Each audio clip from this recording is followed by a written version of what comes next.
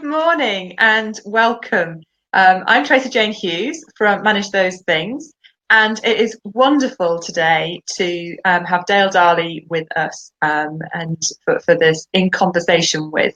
I've known Dale for a while, and I find Dale's writing and her blog so inspiring that it is just wonderful just to have a conversation with you, Dale. So Oh, welcome. thank you, thank you, thank you. I'm actually in sunny Spain, so I have no idea what your weather is like. Well, yesterday here in Lancashire, we had horrendous snow No. for No. a few hours, yes, and it was all everything was snarled up. It took my husband an hour and a half to do a 5-minute journey, Oh no. um, and then 2 hours later, it all melted. So, Oh, but today it's absolutely beautiful out there, oh, that's great. absolutely beautiful. So I'm So we'll looking have a forward to a walk later on.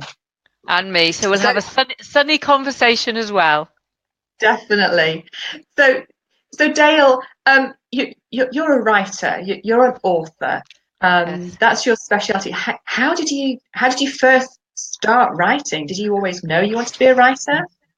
Do you know what? I have no idea. It feels like I came Okay. out. No, it feels like I came out of the womb with a whole pile of stories in my head because I know I love to write. I've always loved to write. I love to read. I love to write. And I think it's just something that was part of me. It just is, just was. And I started writing books, a long time ago, but things like marketing books because I was in the, marketing Yeah. industry. But I have journaled for as long as I can remember, writing little stories. So yeah, I think it just evolved. I think if you cut my head off, it says writer in lots of concentric circles. So, But I so, love were, it. so did you write as a child? Were you, like always writing new stories or extending the stories you wrote as a child? I think that I probably wrote stories. I probably wrote a lot of stories in school, Yeah. and I I read a lot outside of school, but I mostly, given my very young age, I mostly spent most of my time outside playing. So I played my stories. So, Yeah. I would kind of like throw down a castle and the castle walls on the floor. I was an odd child, and I'd be Uh, playing the prince and the princess and the whatever. I mean, I've got very strong images of me just doing that kind of thing. So I think yeah. my storytelling as a child was just Was playing around doing it. like a strange, like a weirdo, like dancing Yeah. around and you know and saying stuff out loud when I thought no one was watching. So yeah. And that's interesting for me that it's not just in the physical writing that Mm, you've created because I think a lot of people feel that, oh well, I can't write, and they mm, have a real fear because they yeah. might have struggled at school with writing. And Mm, and so suddenly, we hear a lot about journaling and writing, and you have to do this and you have to write blogs, and people just sort of almost like go into their shell. But if we mm, if we tell them, well, actually you're just storytelling, and however you tell your story mm, and the stories that you've got in your head, and if you're mm, creating something, there's lots of business owners that create with their hands, mm. all sorts of wonderful things. And that's what they're doing. They're creating their story. It doesn't have to be in written It doesn't. form. It doesn't. Years ago, I used to have a dictaphone. I mean, these days we've got, mobile Yeah. phones. And if there was something on my mind, long before I got the dogs, I walked every single night, pretty much every single night after work. And if I was on my own, out would come my dictaphone. And these were more creative life stories. So something would be going on in my life.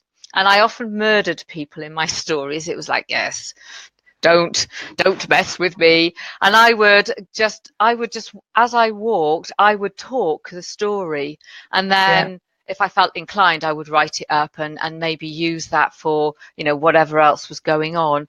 But you can create stories, you can patchwork, you can knit, you can, Yes. I mean, over there I use, I've got some words on the wall that says faith, fun and love, and it's out of little like balls of wire. So there's Oh, lots of okay. ways. So that's the story. I look at it and it's, it Yeah. reminds me that this year my 3 words are faith, fun and love. So you can Yeah. create stories in so many different ways. You can video, like you said, you can draw. And it's interesting, when you were saying about, people believe that they can't write. I remember in school, I used to love drawing. And my mum is a great artist. She's very detailed and I'm completely abstract. And we went into class one day and they had these like little ceramic piggies that people had made. And of course they were all bumps and lumps and stuff in them. So the light reflected. And what happened was that I was pretty bored, so I kind of like scribbled this picture, wrote my name in huge letters, and walked away. To my horror, it was put on display, and from that moment on, I believed I couldn't draw or paint or whatever. And my mum still says, you're such a good drawer, yet I have that belief that I can't. Yes. But you. And you have disappeared. Oh, okay. I'm still here. Tracy, come back. I'm here. Okay. I'm here.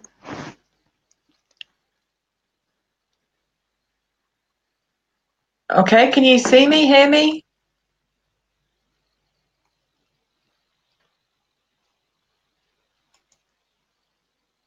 Hello, Ah, you Dale. are here.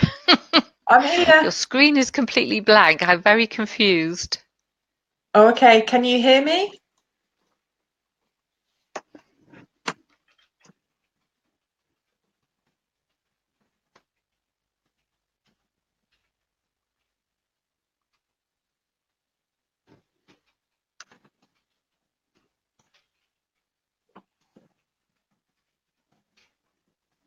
Okay, so we have a little bit of a technical glitch. So I can't see or hear our hostess. So what I'm going to do is we're going to do it via chat, and Tracey-Jane is going to ask me some questions, which I'm going to answer.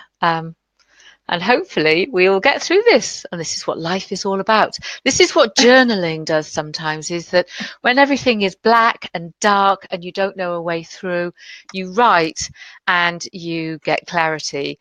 And clarity is one of the points that, for me, is one of the biggest things that you can get from journaling. And often when I'm stuck, and this can be stuck in life, in business, in anything, once I start to journal, then what I find is that I can get clarity. So let me just explain what I mean by that and what journaling is. Journaling is basically writing. So let me move my cup of tea and I will show you. So I have a number of, For me, it's one of the biggest notebooks. things that you can And journaling. basically what I do is I just put pen to paper and I muse. I kind of close my eyes and I focus on or allow whatever is going on to surface.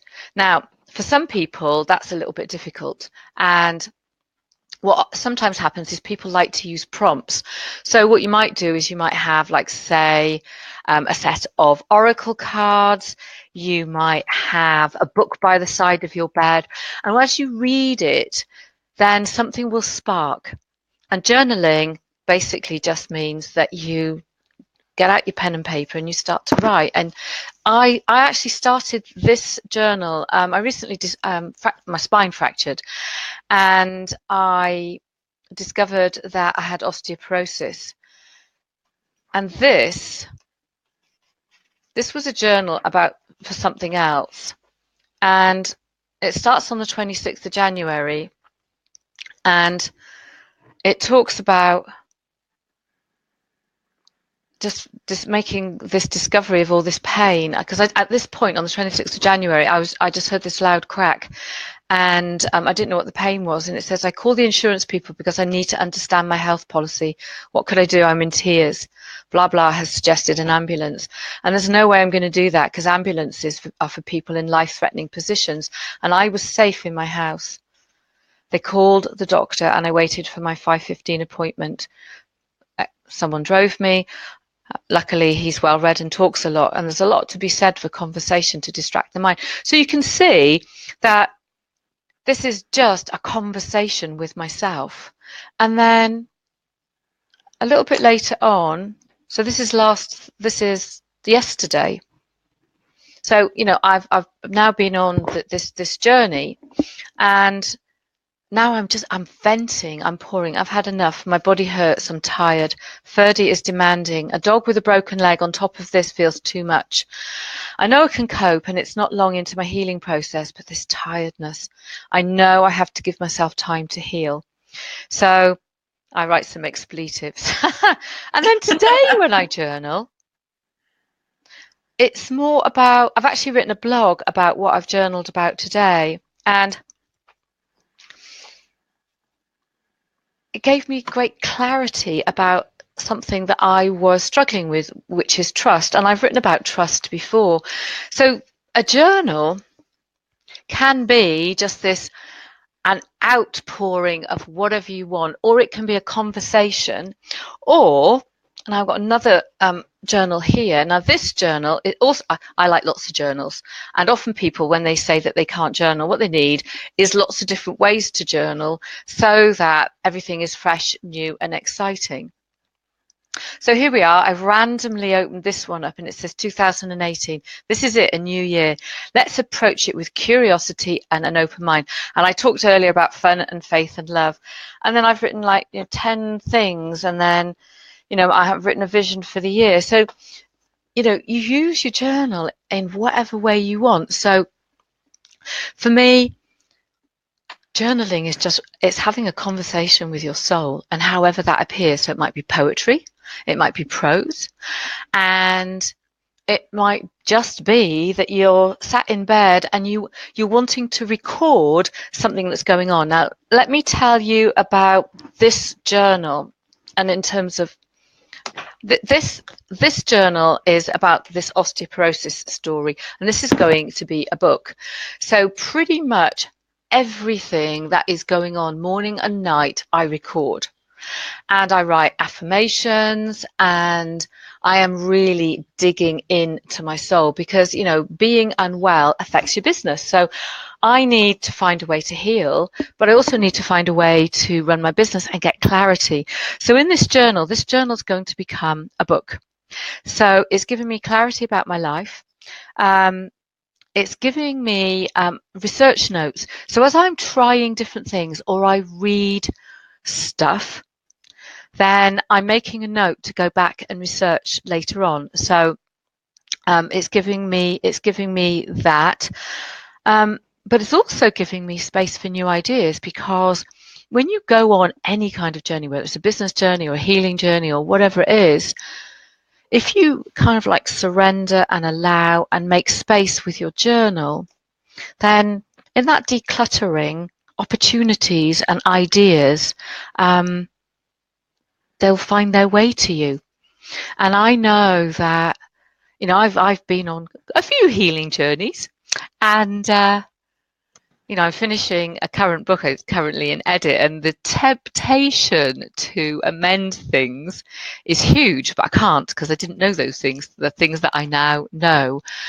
And you learn so much about yourself when you put pen to paper. So journaling is a conversation with your soul, and it's a place of clarity. It's a place to put research notes. It's a place to find yourself. It's a place to just be, allow and surrender, and a place to reflect. So, often I'll write something and I'll go for a walk, and when I come back, I appear to have found many answers. So for me, it's just an amazing tool to use. Okay, so what else can you use journaling for? Now, I've made some notes here. Oh, does it help to start and write at the end at the same time? Now that's interesting. I think it depends on the kind of person you are. So I currently am writing in the morning and in the evening. I'm finding that really, really useful. Prior to this happening to me, I mostly wrote in the evening, and sometimes wrote in the morning. And my answer is it depends. It depends on how you feel, where you like to write, who else is around you. I know certainly when I was in my last relationship, which is over, I would go to bed to write, and he would just come and deliberately interfere and annoy and try to stop me writing. So that's why we divorced. Well, part of the reason why we're divorced. So I think it depends on a number of factors: where you like to write, who's around you, your boundaries, what space. Me, I think it's just good to write whenever you feel like it. So what else would you like to ask?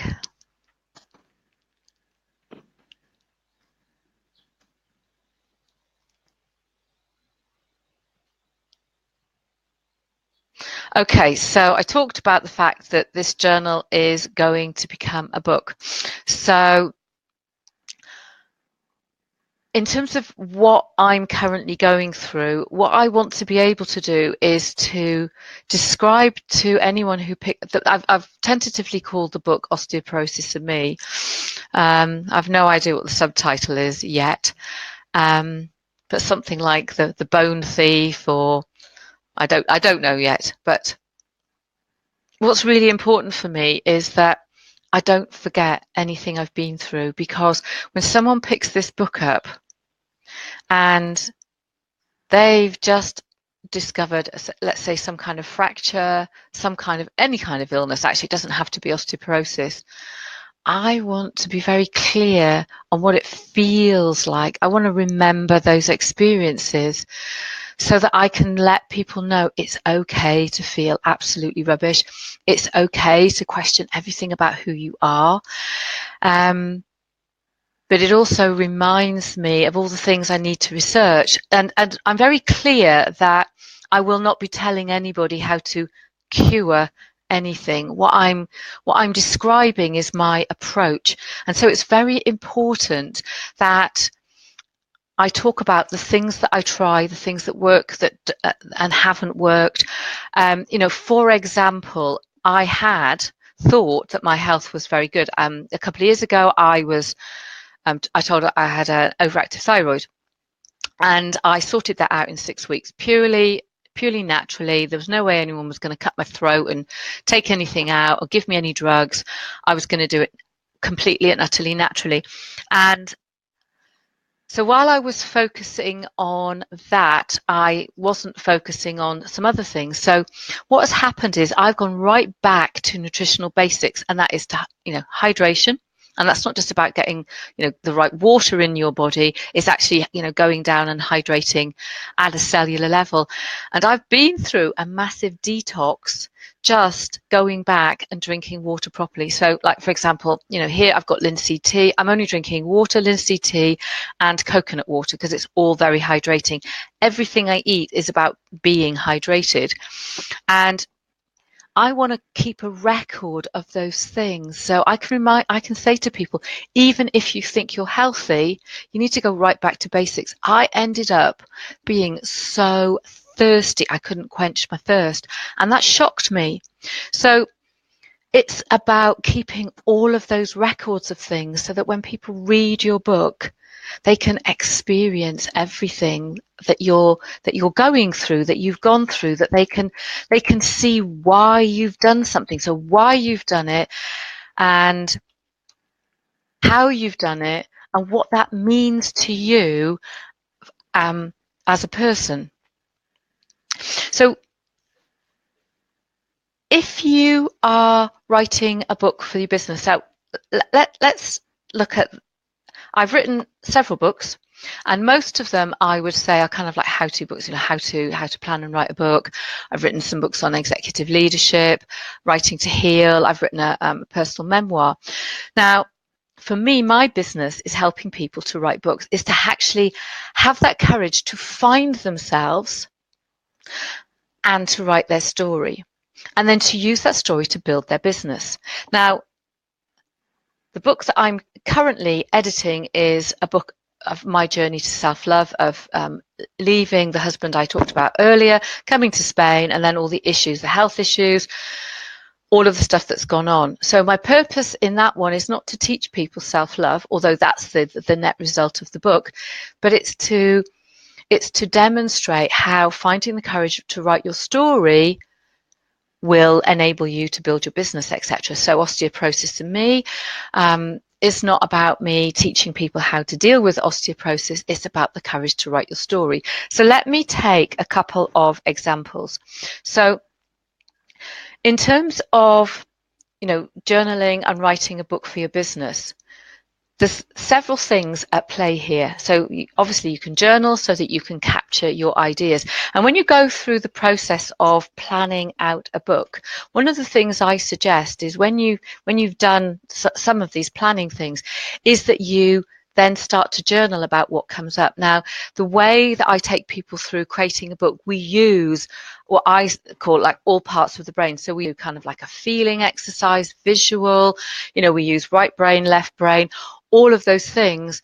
But I get people to journal at the same time, because even if you have already experienced whatever it is and you've now come to write it, you can get new perspectives by capturing things in your journal. So the journaling will help you mapping and planning the book, and looking at some of your ideas with a new perspective, and making sure, because sometimes our memories are kind of buried at the back of here and we forget that we know stuff. We have so much amazing knowledge, skills and experiences and stories, but sometimes we forget them. So in the process of planning the book, we do some journaling. Now, what we also do is use the journal to then start exploring, well, what else do I do with this book? So let's say, for example, you're a coach of something. I don't know what it is, but you coach people in some way and you have a core message, which is XYZ. So the book needs to map to your core message. So in terms of, well, what else can we do? Well, you can start to explore, well, here's my book. You might end up, if you don't already have a coaching program, creating a coaching program, and you can map that out in your journal. So let's say your book is 10 steps to something, then you might already do some of that, but the process of writing the book and doing the journaling will absolutely let you clarify that process. So when you go to then work with your clients, you can, although you might go off on tangents, you actually now have a process mapped out, and the journaling helps you do that. So it'll help to do that. If you decide that you want to create an online course, then the journaling will help you think about, well, what are all the different ways that I can connect with somebody? So it might be video, it might be audio, it might be exercises. You're wanting to engage different parts of people's brains. You want to think about people, we have the what, the why, the how, and the what if people who are visual, people who are auditory. So, we have lots and lots of different ways of looking at our book and using the journal to come up with lots and lots of different ways to create other business ideas. I mean, honestly, once you start journaling and start writing and planning your book, I have a client at the moment, I'm not going to name her, and she started to plan and write her book. And do you know what? She's creating a conference. She's thinking of another collaborative book, all from that one starting point. So journaling is amazing. So we're almost at the end of our time, and thank you, Tracey-Jane, for this opportunity. I do have lots of other ideas and things that I don't have time to tell you, but there is a blog that is there today, which is about using language to change some of your limiting self-beliefs. And some of the blogs that are coming up will be around journaling for confidence, journaling for assertiveness, and opening up that space for new ideas. So thank you very, very much, and thank you for hosting this, Tracey-Jane, and I guess we'll talk soon. I don't know if there's any questions that need answering, because I can't see them. So if anybody wants to connect with me, it's www.dale, D-A-L-E, Darley, D-A-R-L-E-Y.com.